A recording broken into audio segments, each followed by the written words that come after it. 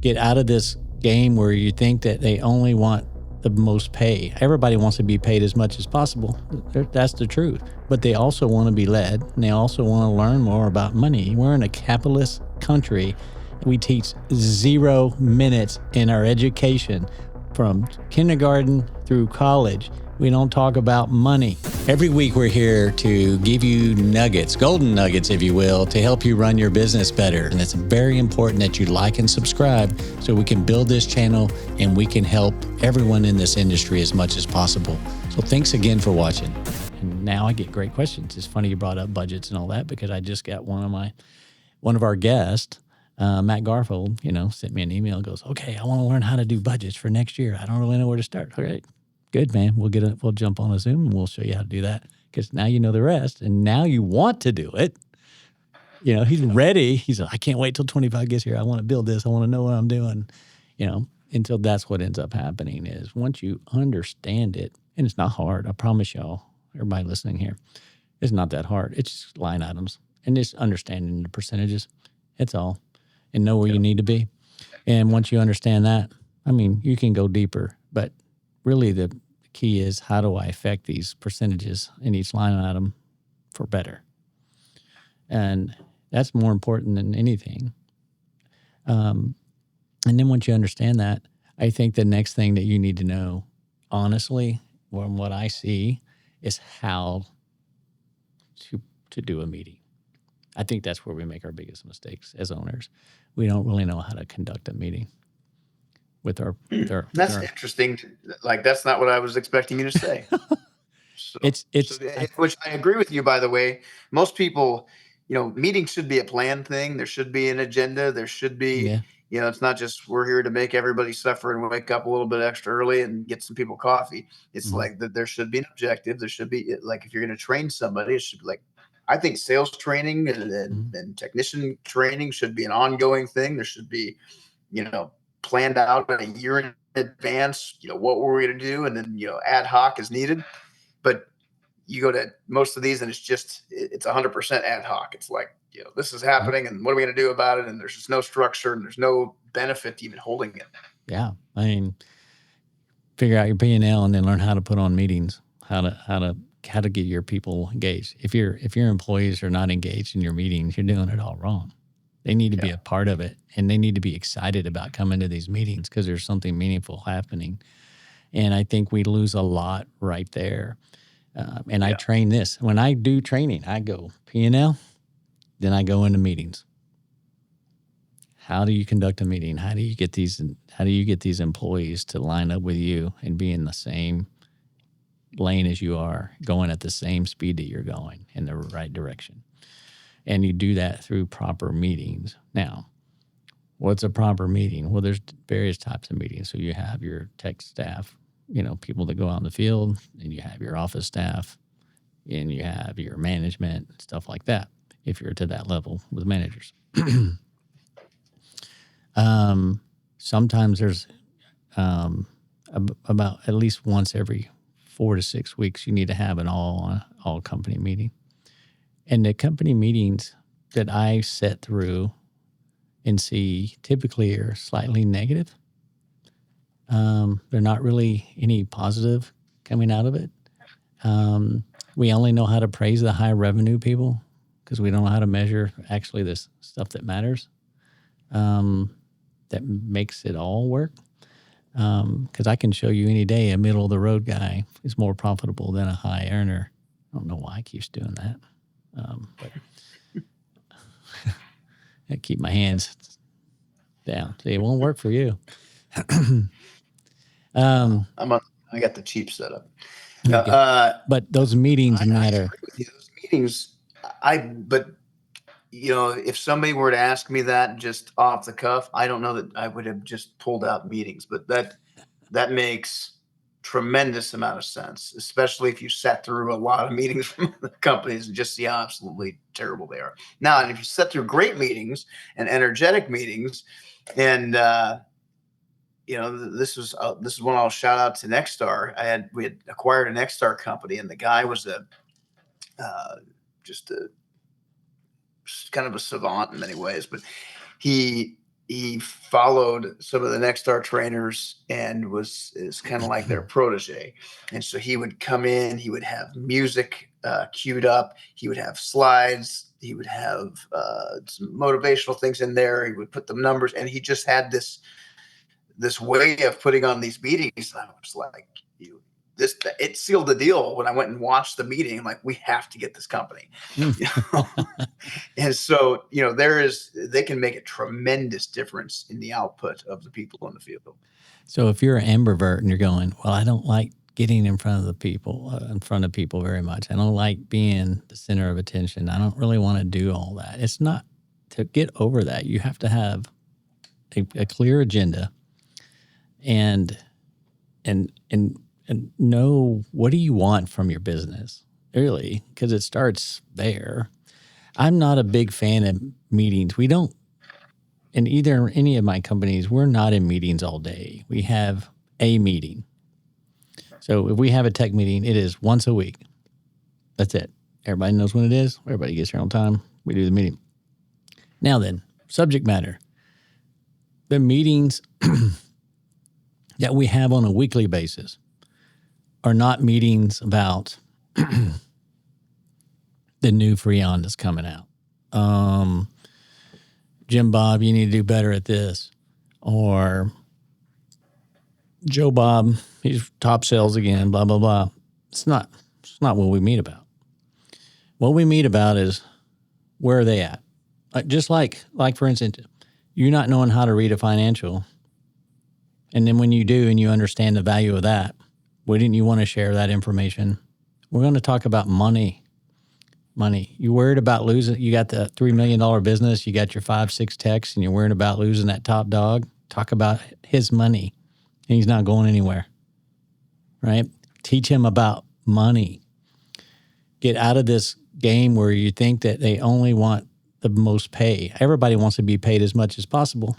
That's the truth. But they also want to be led, and they also want to learn more about money. We're in a capitalist country, and we teach 0 minutes in our education from kindergarten through college. We don't talk about money. Yeah. We talk about stuff that doesn't matter. We don't talk about money at all. And we all leave school not understanding anything about money. And so your meetings need to be about money. Okay? Their money. And then talk about the financials of the company once they understand money. There's a reason why Rich Dad, Poor Dad is such a popular book, because he basically just happened to have a neighbor who was educated in money. Wasn't a super smart person. He lived in the same middle-class neighborhood that they did, but he understood the value of a dollar because someone passed it on to him. Whereas his dad, unfortunately, never got it passed on to his dad, and so therefore his dad didn't pass it on to him, right? And so this neighbor had money sense. And he learned from this neighbor and made himself into a millionaire just like the neighbor. And so the neighbor next door was the millionaire next door that you didn't know was a millionaire. He's just an average Joe, but he's loaded. And because he understood money, and your meetings need to be about money, and you need to teach yourself about money.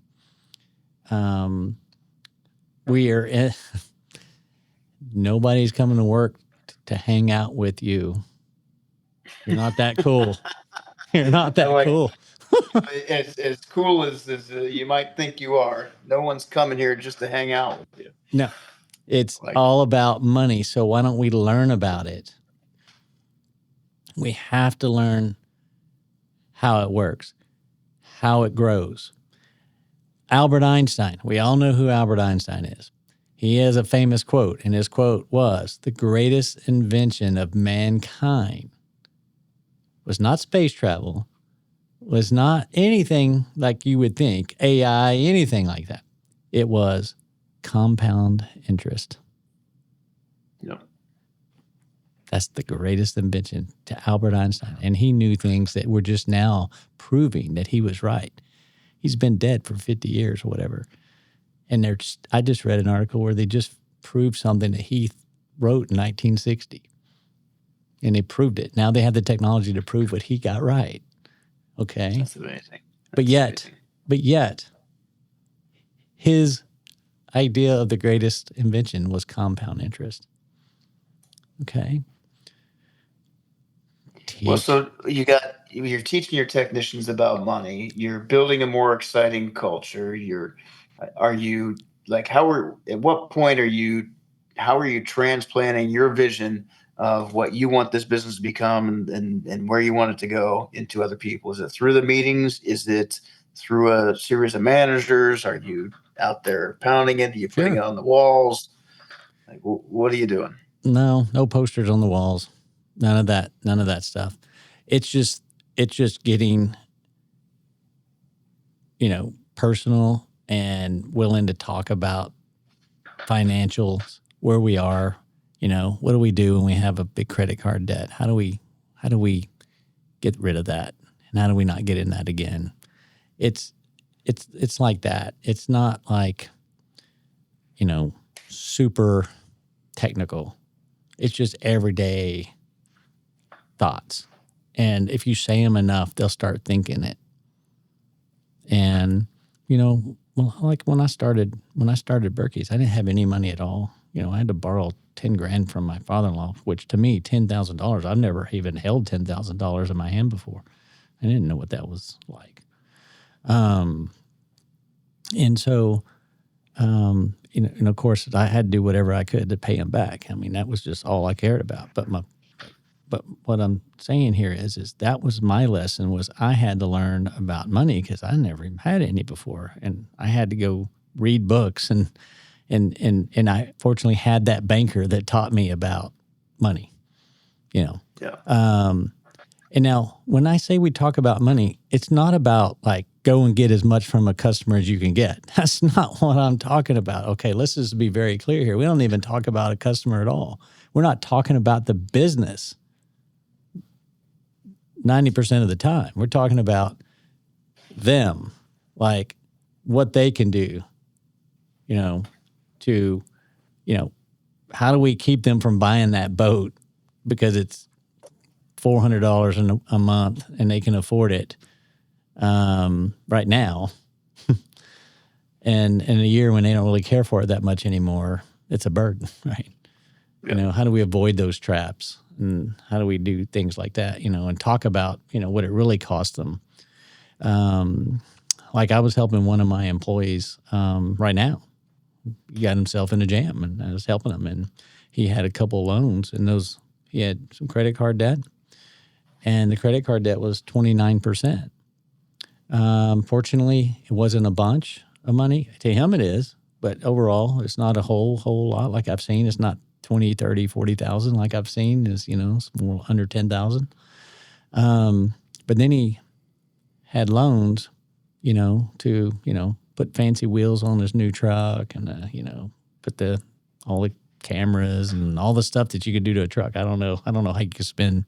I think the loan was $6,000. I think I don't know how you can put $6,000 on a vehicle, but I guess you can. But anyway, long story short, that loan was sold to him on a payment. The payment on that loan was, dang it, I just saw it a couple of days ago. I think the loan payment was like $175. No big deal. But that's where he went wrong, right? This is teaching him about money. It's not the payment. It's the interest. And the interest was higher than the credit card interest. It was 35%. 35%. And so... Yikes. And he's like, from going on the street, break kneecap. Yeah, I had no idea. I'm like, where does it say that? I'm like, right here. Oh, man. You know what I mean? Have you ever paid for, invited in like speakers on personal finance, whether it's like a financial advisor or like done a Dave Ramsey course for anybody, or have you ever done that? I have over the years. I have over the years, yes. Yeah. Yeah, I think there's some value to that. Tremendous value to that. Now, on the contrary, you might have other people saying, well, quite frankly, I need to keep these people poor so they come to work. and make poor spending decisions. But I've never really been a true believer in that. I've known some very big producers that couldn't manage money and were always broke at the end of the paycheck, which they were making way more than me. Yeah. and so I've seen that. But I think if man, if you're talking about, like, part of the purpose of being in business is and having these amazing employees and building this culture is like providing life skills and valuable skills that they can use to elevate themselves everywhere, right? If you can make somebody a better husband, wife, father, son, more financially astute, like, you can really, you may not keep that person forever, but you're going to build a tremendous amount of loyalty. There's going to be a tremendous amount of excitement. There's going to be a tremendous amount of, understanding is probably in and of itself. One of the biggest bills on the credit card was DoorDash. Yeah. All right. That right there is the complete waste of money. That the interest rate on DoorDash is, I don't even know if you can figure it. It's so high. It's 1,000%, right? A $15 meal is $35 when you get it delivered, right? I'm assuming that we're not sponsored by DoorDash. No, we're not. Dang it. Maybe they were thinking about it. I just blew it. So, and we're talking about a couple $1,000s a month in DoorDash. Wow. And so we talk about, we're the problem we have with society now. We're an instantaneous society. We get everything immediately, and getting everything immediately, information at our fingertips, food at our fingertips, cars, everything is just like right now. We don't put in the work. We talked about that. You invest in hard work and get the payoff later. We talked about that last week, actually. And so no one knows how to do that anymore. It's just like go, go, go, go, go. Oh, I see these people on Facebook, they're getting this. Every day it's something new. They're so awesome, blah, blah, blah. We all know that it's all made up stuff because they don't ever put the bad stuff on there, right? And so we have all this mentality. And think about it, you and I are older, so we got to like figure normalcy out a little bit before all this came in. And now we're hiring people that have just had this all their lives, right? And so what's happening is we don't have any delayed gratification, and we want everything now, and we're looking up to everyone else, how they're living and trying to keep up with that. And then we end up in these really big financial problems. And I recognized this many years ago when I started my businesses, and I started doing this many years ago, trying to help offset this. Now, I can lead you to water, but I can't make you drink it, right? At some point, you're going to get thirsty because you've got yourself in such a bind. It's usually when it's like really bad, and now you're coming to me on the side or whatever, or going to someone or whatever. So because of that, I just try to slow them down and make them understand that if you just slow down, life is a lot better. And so working with this couple for a couple of weeks now, we're now eating dinner together. We have we're eating dinner together every night. We're cooking dinner. We're hanging out. We're having dinner. We're going to the park on the weekends instead of having to be busy, spending money, doing whatever. Now we're going to the park. It's free. And we're like, oh my gosh, there's a world out here. Yeah. Yeah, it's amazing. And it's actually a better world. It's a more healthy world. It's a more, it's just, normal world from when we were younger. But I've always been fascinated by that because as we lived in this immediate gratification society, and you see people on Instagram that put up their photos of their new truck or new house, whatever they're buying, right? But you don't see many Instagram photos of the repo guy taking the truck away, right? You just don't see it. You don't see that. So it must never happen. It doesn't happen, right? I can't wait for some of these. Like we got to follow around some of these gurus, and we have to have a cameraman follow them around and take photos of their Rollses and their Lambos or whatever they're getting those towed away. and selling your business and not understanding money is it's even scarier. It's even scarier because I'm telling you what, when you give somebody that's, comfortable, they have a great business, they're somewhat comfortable, and then they have this lifestyle with all these fringe benefits from the business, all that stuff goes away. And then all of a sudden you have so much money. Your savings. You got this much money. That's right. Without a way to generate it. Right. Yeah. And then you're going to go, maybe you put it in the stock market or whatever you do with it. And now you're nervous because you're watching it every day. And then when you hit that downturn, what do? What does everybody do that doesn't understand money? When the downturn happens, they're yanking it out. Taking it away. Yep. And then your loss occurs when you yank it out. That's when you steal it. Yep. And so it's not just teaching your employees about it. You got to teach yourself too. I mean, you just have to be able to understand it. And so staying in a startup mentality keeps you fresh, keeps everyone fresh, keeps everyone moving in the same direction. And we're not talking about the negatives of the business, right? We're always staying positive. If you have an issue with someone, you do that one-on-one, right? But in your meetings, let's learn something. Let's practice role playing. So we do role play every single week. Role play. You can't, and nothing in the world that you can do, no matter who you hire as a sales coach or anything, can beat in-house, one-on-one, fully participating role playing. There's just really nothing better than that at all. I don't know of anything better than that. It works for us, and it works for those who I teach them how to do role playing. But repetition creates consistency. And all we need in this world where we're closing at, 6 out of 10 or 5 out of 10, half the time, is consistency. And with consistency, the numbers go up. It's no different than any other profession, right? It's no different than sports or music or any profession. It's no different than a doctor, like hands-on. Like if you don't do the practice, if you don't get the reps in, if you don't perfect it, if you're not ready for anything that's going to happen and any alternative scenarios that might be thrown your way, you're not going to be successful. That's right. That's exactly right.